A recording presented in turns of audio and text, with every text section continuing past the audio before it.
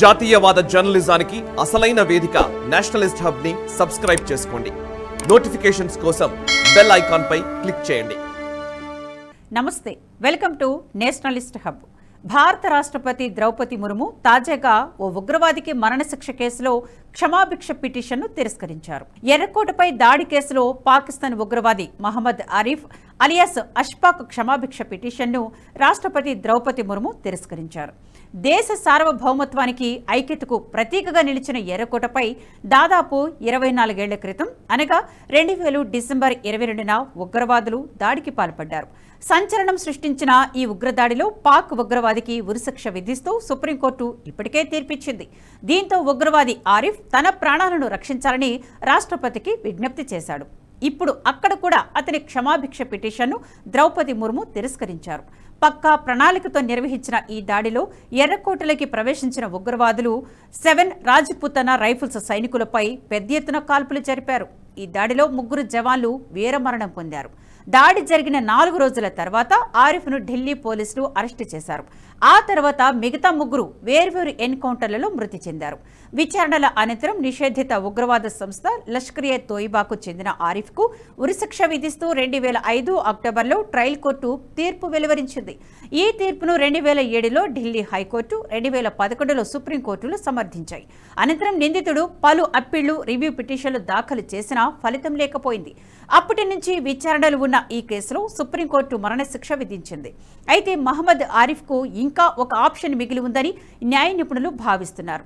రాజ్యాంగంలోని ఆర్టికల్ 32 రాజ్యాంగ పరిష్కారాల హక్కు ప్రకారం ఆరిఫ్ శిక్షలో రాయితీని కోరవచ్చని న్యాయ నిపుణులు అంచనా వేస్తున్నారు. కానీ రాష్ట్రపతి క్షమాభిక్ష పిటిషన్ను తిరస్కరించడంతో ఈ ఆర్టికల్ ప్రభావం అంతగా ఉండబోదనే వాదన కూడా ఉంది. ఒకవైపు కమ్యూనిస్టులు ఉరిశిక్షలను రద్దు చేయాలని కోరుతుండగానే మరోవైపు రాష్ట్రపతి క్షమాభిక్షలను తిరస్కరిస్తున్నారు. ఈ క్రమంలో national crime records bureau records పరిశీలిస్తే సంచలన వాస్తవాలు వెలుగులోకి వస్తున్నాయి. 2023వ సంవత్సరంలో గత 2 దశాబ్దాల్లో అత్యధికంగా 561 మంది ఖైదీలకు కోర్టులు మరణశిక్షలు విధించాయి. 2015తో పోలిస్తే మరణశిక్షల్లో 2023కు 45.71% పెరిగినట్లు తెలుస్తోంది. ఇందులో ట్రయల్ కోర్టులు విధించిన శిక్షలే ఎక్కువ. ట్రయల్ కోర్టులు 2023లో 120 మరణ శిక్షలను విధించాయి. ఇదే సమయంలో సుప్రీంకోర్టులు విధించిన మరణశిక్షలు చాలా తక్కువగా నమోదయ్యాయి. 2023లో ట్రయల్ కోర్టులు విధించిన 120 మరణ శిక్షలలో దాదాపు 53.30% హత్య కేసులకు సంబంధించినవి. మిగిలిన కేసులో ఉగ్రవాదం వంటివి ఉన్నాయి. ట్రయల్ కోర్టులో మరణశిక్షను విధిస్తూ ఉంటే హైకోర్టులో ఈ శిక్షల నమోదు తక్కువగా రికార్డు అవుతుంది. ఓవైపు ట్రయల్ కోర్టుల శిక్షలు 2 దశాబ్దాల రికార్డును నమోదు చేస్తే హైకోర్టులు మాత్రం ఈ శిక్షలను విధించడం లేదు. అదే 2023వ సంవత్సరంలో 2 దశాబ్దాల్లో అత్యంత తక్కువగా కేవలం ఒకే వ్యక్తికి మరణశిక్ష విధించాయి. కర్ణాటక హైకోర్టు ఓ హత్య కేసులో ఈ శిక్షను విధించింది. అయితే ఓవైపు మరణశిక్షలు దేశంలో అత్యధికంగా నమోదు అవుతున్నా శిక్షలు అమలయ్యేసరికి మాత్రం చాలా తక్కువగా ఉన్నాయి. ట్రయల్ కోర్టులు విధించిన శిక్షల్లో చాలా వరకు హైకోర్టులు వెళ్లగానే శిక్షలు తగ్గడం జరుగుతోంది. 2022 మరణ శిక్షలకు సంబంధించి సుప్రీంకోర్టు 11 కేసులు, హైకోర్టులు 68 కేసులను పునర్విచారణ చేపట్టాయి. 15 మంది ఖైదీలతో సంబంధం ఉన్న 11 కేసుల్లో సుప్రీంకోర్టు 5గురిని అన్ని అభియోగాల నుంచి విముక్తి చేసింది. 8 మంది శిక్షను జీవిత ఖైదుగా మార్చింది. 2కి మరణ శిక్షను నిర్ధారించింది. 101 మంది ఖైదీలతో కూడిన 68 కేసులు హైకోర్టులు 3కి మరణ శిక్షను సమర్థించాయి. 48 మంది శిక్షను జీవిత ఖైదుగా మార్చాయి. 43 మందిని నిర్దోషులుగా ప్రకటించాయి.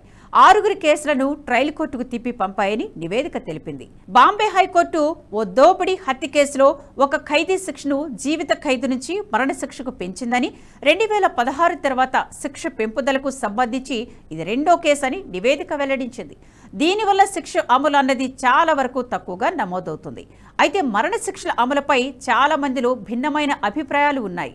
వ్యక్తులకు ఉరిశిక్ష విధించడం చాలా తప్పని, ఎవరికైనా సరే మారడానికి కాస్తంత సమయం ఇవ్వాల్సిన అవసరం ఉందన్నది కొందరి వాదన. ఒక వ్యక్తి క్షణికావేశంలోనూ తెలియకో తప్పు చేస్తాడు. నేరాలు చేయడానికి అతని ప్రవృత్తి, స్థానిక పరిస్థితులు ప్రభావితం చూపవచ్చు. అలాంటి పరిస్థితిలో ఒక వ్యక్తి నేరానికి పాల్పడి ఉండవచ్చు. కానీ దాన్ని ఆసరాగా తీసుకొని వ్యక్తిని పూర్తిగా అంతమొందించడానికి ప్రభుత్వాలకు హక్కు లేదని కొన్ని ప్రజా సంఘాలు వాదిస్తున్నాయి. నేరాలు చేసిన వారికి జైలు శిక్ష సరిపోతుందని, శిక్షా సమయంలో వారిలో మార్పు తీసుకురావడానికి ప్రభుత్వాలు ప్రయత్నిస్తే సరిపోతుందని వీరు చెబుతున్నారు. అంతేకాకుండా ఉరిశిక్ష అన్నది చాలా బాధాకరమైందని, ఈ శిక్ష అమలవుతున్నంతసేపు ఖైదీ చాలా వ్యధను అనుభవిస్తాడని ప్రజా సంఘాలు వాదిస్తుంటాయి. మరోవైపు కొందరి వాదన దీనికి భిన్నంగా ఉంది. ఉగ్రవాదులకు, దేశద్రోహానికి పాల్పడిన వారికి, తీవ్రమైన నేరాలకు పాల్పడిన వారికి మాత్రమే మరణశిక్ష విధిస్తారు కాబట్టి ఇది సరైందే అన్నది వీరి వాదన. ఇప్పటి వరకు భారత్లో ఉరిశిక్ష పొందిన అజ్మల్ కసబ్, యాకూబ్ మెమన్, అఫ్జల్ గురు వంటి వారంతా ఉగ్రవాదులని, అటువంటి వారికి జీవిత ఖైదు విధించడం సరికాదని కొంతమంది చెబుతున్నారు. ఇటువంటి ఉగ్రవాదులు జైలు శిక్ష తర్వాత బయటకు వచ్చినా మళ్లీ అదే తరహా నేరాలకు పాల్పడే అవకాశాన్ని ఎంత మాత్రము కొట్టి పారేయలేమని చెబుతున్నారు.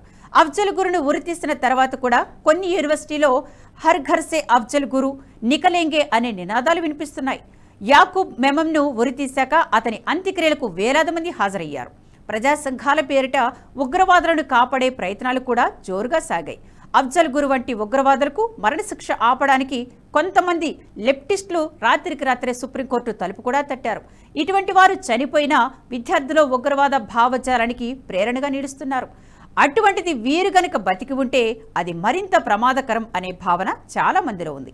ఇక కేంద్ర ప్రభుత్వం కూడా మరణశిక్షలను రద్దు చేసే యోచనలో లేదు. 2012లో కాంగ్రెస్ నేతృత్వంలోని యూపీఏ ప్రభుత్వం ఉన్న సమయంలోనూ కేంద్రం ఇదే వైఖరితో ఉంది. 2012లో మరణశిక్షను రద్దు చేయడం కోసం ఐక్యరాజ్య సమితి జనరల్ అసెంబ్లీ ముసాయిదాను ప్రవేశపెట్టింది. దీనిపై భారత్ స్పష్టమైన వైఖరిని తేల్చి చెప్పింది. ఈ సెక్షను రద్దు చేయకూడదని ముసాయిదాకు వ్యతిరేకంగా ఓటు వేసింది. స్పష్టమైన వైఖరి లేకపోతే ఓటింగ్కు గైర్హాజరయ్యే అవకాశం ఉంటుంది. కానీ అలా చేయకుండా వ్యతిరేకంగా ఓటు వేయడం వల్ల ఈ శిక్ష ఖచ్చితంగా ఉండాల్సిందే అని తేల్చి చెప్పింది. ముసాయిదా తీర్మానానికి వ్యతిరేకంగా భారత్తో పాటు 39 దేశాలు ఓటు వేశాయి. ఐక్యరాజ్య సమితి తీర్మానానికి అనుకూలంగా 110 దేశాలు ఓటు వేయగా మరో 36 దేశాలు ఓటింగ్కు గైర్హాజరయ్యాయి. తీర్మానానికి వ్యతిరేకంగా ఓటు వేసిన దేశాల్లో Bangladesh, China, Korea, Iran, Iraq, Japan, Kuwait, Libya, Pakistan, America ఉన్నాయి. ఈ క్రమంలో సుప్రీంకోర్టు మరో వాదనను తెరపైకి తెచ్చింది. దోషులకు మరణశిక్ష అమలు చేసేందుకు ఉరి కాకుండా తక్కువ బాధ కలిగించే ప్రత్యామ్నాయాల వైపు కేంద్ర ప్రభుత్వం ఆలోచించాలని సుప్రీంకోర్టు 2023 మే నెలలో ఓ కేసు విచారణలో భాగంగా సూచించింది. ఉరి చాలా బాధాకరమైన శిక్ష అన్న ధర్మాసనం దీనికంటే తక్కువ బాధ కలిగించే మరణశిక్ష అమలుపై చర్చలు ప్రారంభించాలని పేర్కొంది. ఇందుకు సంబంధించి అవసరమైన సమాచారాన్ని సేకరించాలని కేంద్రాన్ని ఆదేశించింది. ఉరిశిక్షకు ప్రత్యామ్నాయాలపై నిపుణుల బృందాన్ని ఏర్పాటు చేయడానికి సిద్ధంగా ఉన్నామన్న సర్వోన్నత న్యాయస్థానం తుపాకీతో కాల్చడం, ప్రాణాంతక ఇంజెక్షన్ ఇవ్వడం, విద్యుత్ కుర్చీ వంటి వాటిని పరిశీలించాలని కేంద్రానికి సూచించింది. అమెరికాలో మరణశిక్షకు ప్రాణాంతక ఇంజెక్షన్ విధానాన్ని అవలంబిస్తున్నారని, అందులో ఏ రసాయనాన్ని ఉపయోగిస్తారనే దానిపై కూడా పరిశోధన చేయాలని సుప్రీంకోర్టు సూచించింది. అయితే ఈ విషయంలో కేంద్రం కూడా సానుకూలంగా ఉన్నట్లు తెలుస్తోంది. తాము కూడా ఈ విషయంపై ఆలోచిస్తున్నామని తెలిపింది. ఉరిశిక్షలను రద్దు చేయడం కాకుండా వాటిని కొనసాగించాలనేదే కేంద్రం ఆలోచనలా కనిపిస్తుంది. ఈ క్రమంలో దేశంలో మరణ శిక్షల సంఖ్య కూడా పెరుగుతుంది. అయితే వీటిని అడ్డుకునేందుకు ప్రజా సంఘాలు ప్రయత్నాలు చేస్తున్నా కూడా భారత రాష్ట్రపతి సైతం స్పష్టమైన వైఖరితో ఉన్నట్లు తెలుస్తోంది. ఈ క్రమంలోనే తాజాగా కూడా ఉగ్రవాద కేసులో దోషిగా తేలిన ఆరిఫ్కు క్షమాభిక్ష పిటిషన్ను రాష్ట్రపతి తోసిపుచ్చినట్లు తెలుస్తోంది. ఈ వీడియో మీకు నచ్చినట్టయితే లైక్ చేయండి, 10 మందికి షేర్ చేయండి. అలాగే కామెంట్ల రూపంలో మీ అభిప్రాయాలను మాతో పంచుకోండి. Nationalist hub group of channels ను సబ్స్క్రైబ్ చేసుకుని తెలుగునాట జాతీయవాద జర్నలిజాన్ని ప్రోత్సహించండి. ఈ వీడియో కింద ఉన్న బెల్ ఐకాన్ పై క్లిక్ చేయడం మర్చిపోవద్దు.